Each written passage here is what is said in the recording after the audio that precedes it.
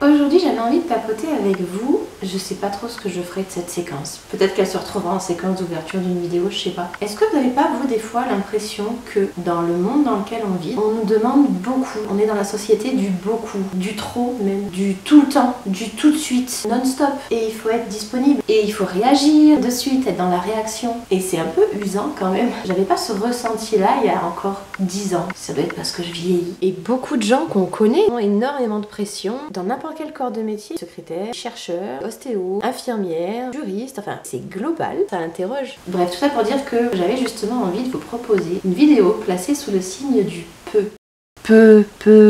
Peluche Petit Nicolas.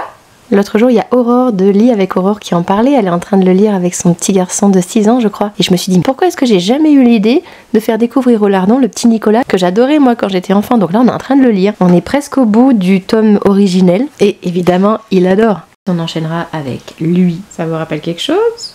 Là, c'est vraiment le P-E-U. Je suis pas adepte du minimalisme. Je suis pas à ce point-là. Mais voilà, j'avais envie d'un retour à plus de simplicité. Plus limité. Moins, mais mieux. Vous voyez ce que je veux dire ? Salut, on est le lendemain. Oh là là, j'ai revu la tête que j'avais sur certains plans de ma vidéo de lecture sur le stream. Oh, peu cher. Bon, enfin, là, c'est pas beaucoup mieux, vous allez me dire. Heureusement, il y a les filtres dans les logiciels de montage. Quand je vous parlais de contraintes et de tout ce qui s'accumule, bah là on est en plein dedans parce qu'en janvier, depuis 9 ans, avec une collègue, on monte un super projet solidaire. C'est un merveilleux projet, mais qui demande un travail au niveau logistique et au niveau organisationnel de folie, en plus de tout le reste. Donc là je suis un petit peu en apnée. C'est l'histoire de 3 semaines là, hein. Ça ira mieux après. On est à fond quoi. Alors, peu de quoi. Normalement là il aurait fallu que j'inclue un nouveau tri de notre maison, mais on en fait assez régulièrement et on en a fait assez récemment. Et surtout, honnêtement, je n'ai ni le temps ni la motivation d'inclure ça dans cette capsule et de faire ça actuellement. Comme ça, c'est réglé. Peu de quoi aussi, peu de dépenses, surtout en matière de littérature. Je crois que je vous l'ai déjà dit, ça fait plusieurs mois que je ne veux plus acheter de livres neufs. Vu le prix que ça coûte, je préfère largement privilégier notre réseau de médiathèque qui est vraiment super. Côté boîte à livres, j'y allais pas mal avant, maintenant j'y vais moins. J'ai pas vraiment d'explication. J'ai mes petits sites sur internet de seconde main et puis ça me va très bien. Alors qu'est-ce que je pourrais avoir de moins? Les favoris que j'ai sur le site justement de notre réseau de médiathèque. Alors voyons un peu l'étendue des dégâts. 107 documents. C'est pas possible. Je crois que j'étais à 143 il y a quelques temps. J'ai déjà fait une présélection. Mais il y a encore du boulot. On veut du peu, du moins, mais du mieux. Je viens de découvrir qu'on peut faire des sous-catégories dans nos favoris de la bibliothèque. J'ai fait 2 étagères. Une pour moi, une pour le lardon. J'ai réduit mes sélections à moi à 1 page. Ce qui est énorme parce qu'il n'y a pas si longtemps, j'en avais 3. Un bref aperçu de ce que je lirai un jour. Probablement, possiblement. Si jamais vous avez envie d'y jeter un coup d'œil, je fais défiler tout ça.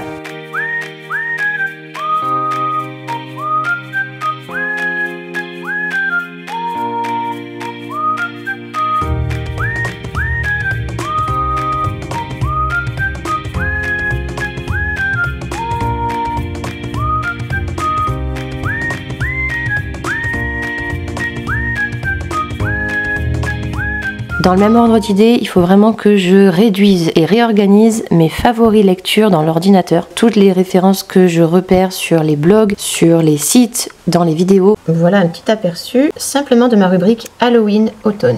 Sachant qu'il y a des sous-dossiers, bien sûr, sinon c'est pas drôle. 1 fois par an à peu près, je fais du vide. J'arriverai jamais à tout lire, autant en avoir moins, mais que je lirai pour de bon. Cette année, comme les autres années, je me lance également dans peu de challenges lecture. Alors mon calendrier est toujours à peu près le même, traditionnellement, depuis plusieurs années. En avril, il y a le mois japonais avec Lou et Hilde.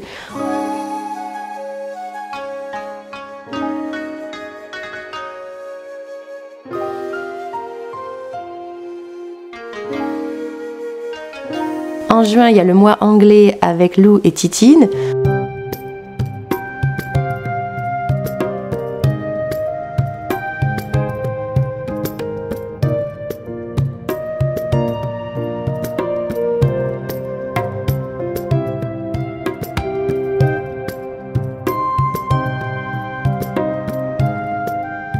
En octobre-novembre, il y a le challenge Halloween avec Lou et Hilde de nouveau.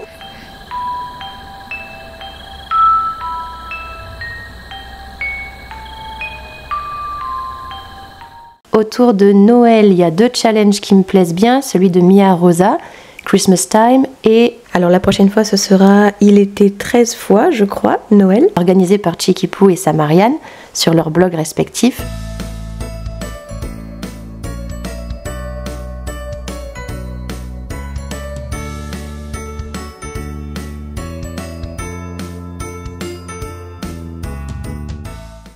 Alors qui court sur toute l'année avec Bidip de ma petite médiathèque. Elle a sa chaîne et son blog. Il y a quelques éditions déjà. Elle m'a demandé de la seconder dans l'organisation du challenge des livres et des écrans en cuisine qui nous invite à repérer des passages gourmands dans des ouvrages qui ne sont pas forcément culinaires à la base. Ça peut être trouver des passages culinaires dans un polar ou dans un récit de fantasy. Puis on a rajouté depuis quelques temps un versant plus visuel avec des films ou des séries qu'on peut inclure. Et cette année, Bidip a eu la super idée de prévoir une grille de bingo. Je vous mettrai les liens en barre d'infos.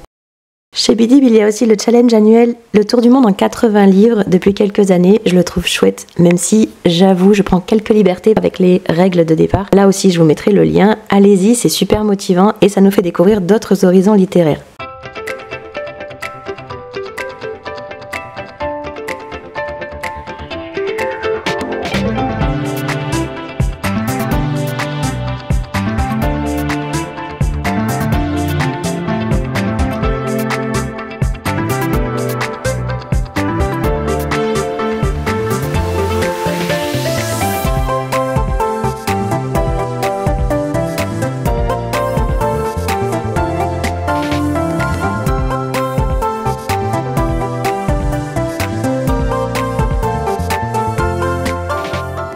À propos de voyage d'ailleurs, je m'apprête à démarrer la semaine prochaine mon premier audiobook. Dans l'autre sens, c'est mieux. Mon premier audiobook de l'année. Je n'ai encore jamais lu de roman de Michel Bussy. Celui-ci promet de m'emmener aux îles Marquises. Je vais donc être dépaysée, je vais donc sans doute me réchauffer. J'ai aussi pas mal hésité à m'inscrire au challenge annuel d'Ingrid la lectrice Achète ta maison. Je préfère pas m'engager si j'arrive pas à le faire. Mais l'idée est vraiment sympa. Bon bah peu. Et en même temps je lis Il était 2 fois, alors que j'aurais pu me contenter d'une seule. Et d'un bouquin qui comporterait peut-être un peu moins de 594 pages. Et pour conclure, peu d'idées.